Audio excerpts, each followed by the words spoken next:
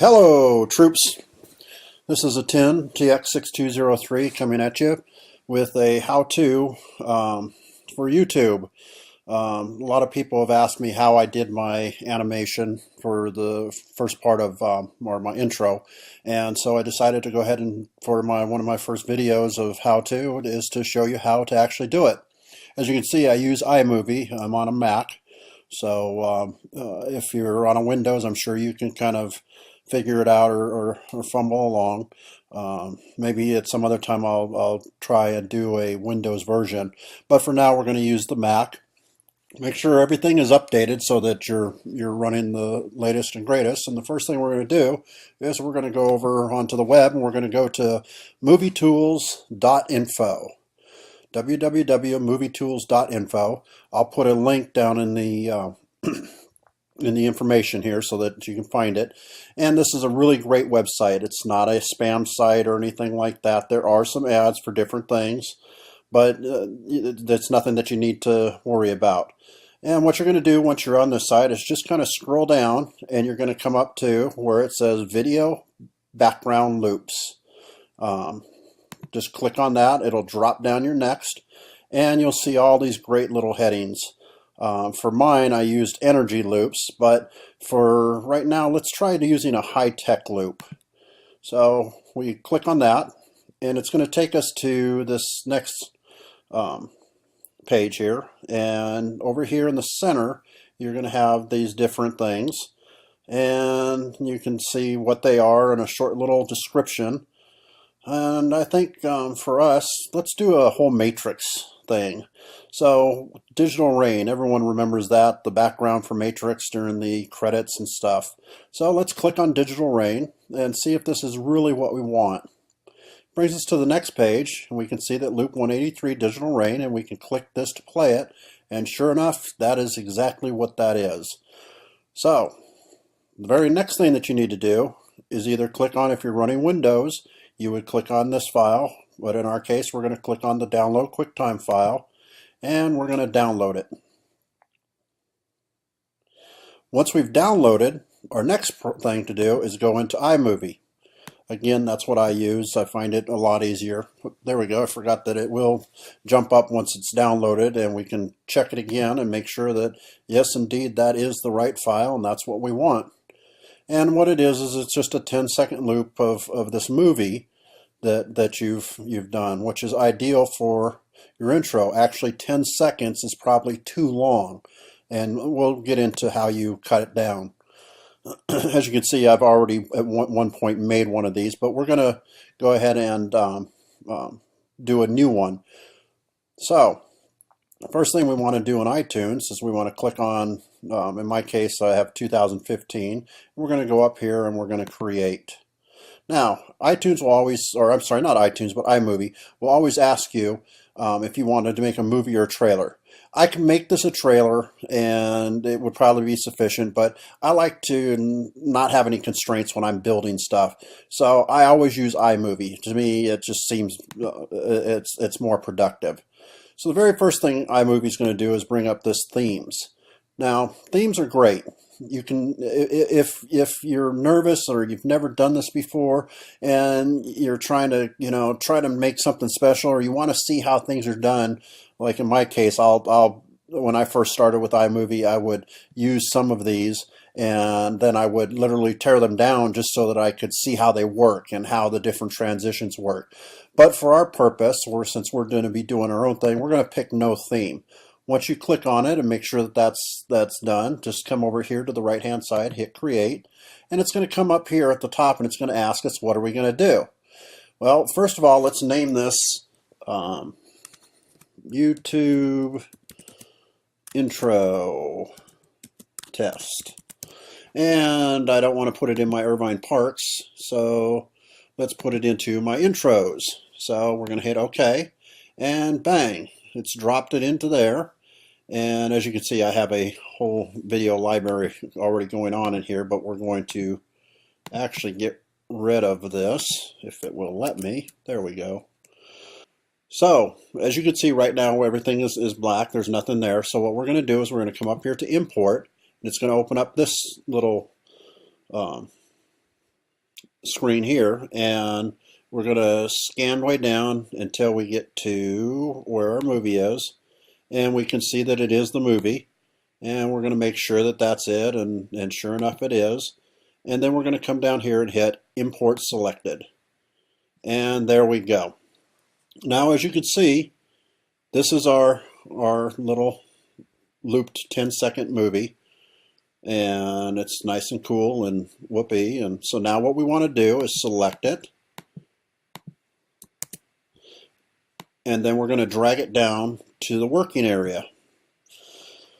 So now that we have it in our working area, if you want to, you can press the space bar and it will show you the whole 10 seconds. And that's pretty impressive by itself, but it's not personalized, and that's the name of the game here. We want to make sure that this is showing everyone that we're talking to on YouTube or anywhere else that we're putting it, that this is us. So how do we do this? Well, iMovie makes it real simple. You come over here to this side over here on the little right hand corner, and you'll see you've got transitions, titles, maps and rounds, iTunes, sound effects, and GarageBand. So first thing we want to do is add in titles. So click on titles and it'll bring up this little screen here. This is all the different title screens that you can do. You can do everything from fading in and out to even doing our favorite, as my son's favorite, is the Star Wars. If any of you have been to his link or into his YouTube channel, he does his little Star Wars stuff, and this is his favorite. But for our purpose, we want to do something simple. So I think what we can do is we will use, let's go with this one here, which is expand, which is actually, let's go with reveal. Now let's go with expand. Sometimes I can't make up my mind. So now what we're going to do is we're going to click it, we're going to drag it, we're going to drop it down at the beginning here. As you can see, iMovie automatically highlights the text so that it's all ready to go. And in our case, we want to put in, or I'll put in my YouTube name, which is a 10TX, whoops, I can't spell today, 6203. Which is a shout out to, if any of you have ever wondered, it's a shout out to the 501st, which does all the Star Wars costuming and stuff, with which I've been a member for a number of years, which on some of my videos you'll probably see that I have a lot of Star Wars and different props in the background. Anyway, so now we've put in our YouTube name, and that would look fine and dandy, but I think we should always take it one step further. So make sure to select all, or on a Mac you'd hit Command A, and that'll select it, and then you can come up here and you can open up your font, and you can choose all sorts of fonts. Now if the font you want is not in here, you can come down here at the bottom, see where it says show fonts, click that, and just for the purpose of you being able to see it, it'll open this little box, and this will be all of your fonts, and you can find them and go from there. But in our case, my font will already be in here because I was working on here earlier, and I always use a font called Alien Encounter. If you have to go get a font, if you're looking for a font, look up on Google, just Google it, find free fonts, and you're always going to find something cool. I mean, to pay for a font, unless it's a gotta have, and it's the only way you're going to have, just get a free font. Even this one, which I originally was using because I like the movie Close Encounters, and that's what this font is from. So now I have this, and it probably would be good. We could probably, if we were to do the whole thing now, I mean, okay, wow, it's there, it fades in, it fades out, whoopee, but it still doesn't it still lacks a lot of grab you.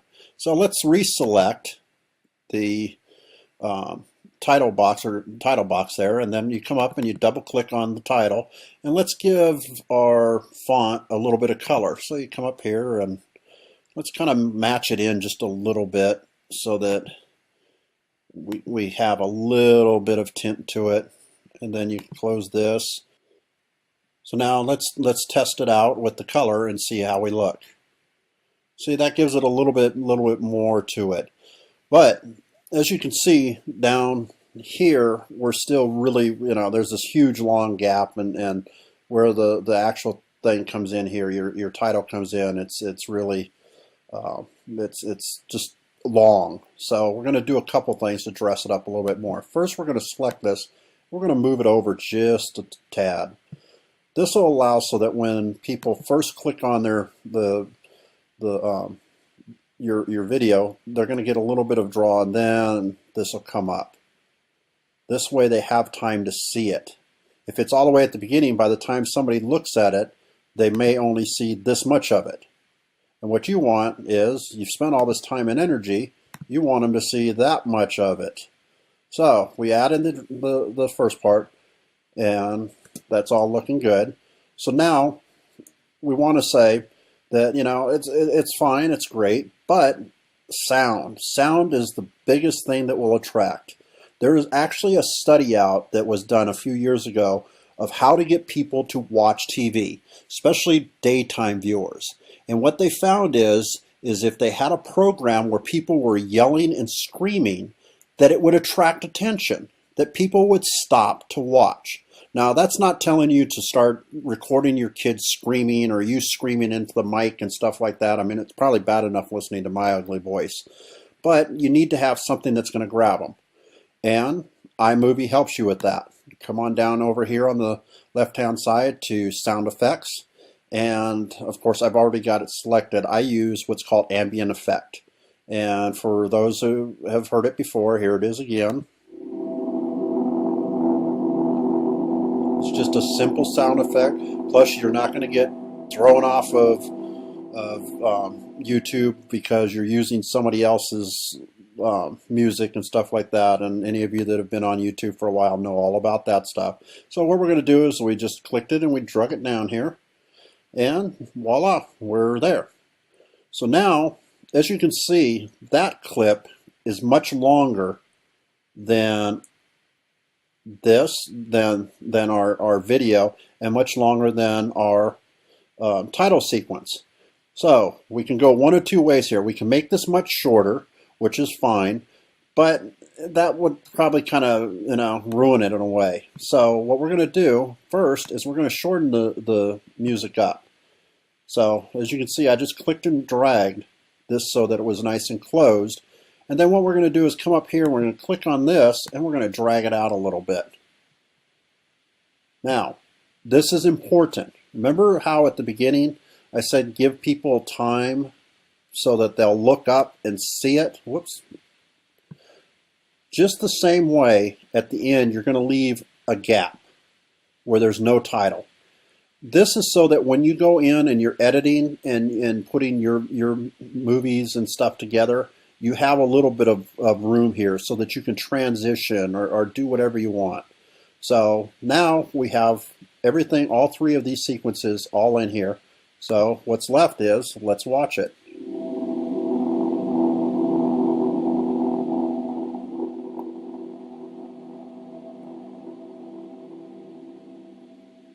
And there you have it. That's how you make a YouTube intro. Thank you for watching. I hope I didn't bore you too much or put you to sleep. As I said, this is my first time ever making a video of this sort, do-it-yourself video. I hope that you've enjoyed it and learned something from it. As usual, please like, subscribe, favorite, tell your friends, scream it from the rooftops, and make sure to use it. And enjoy. Thank you.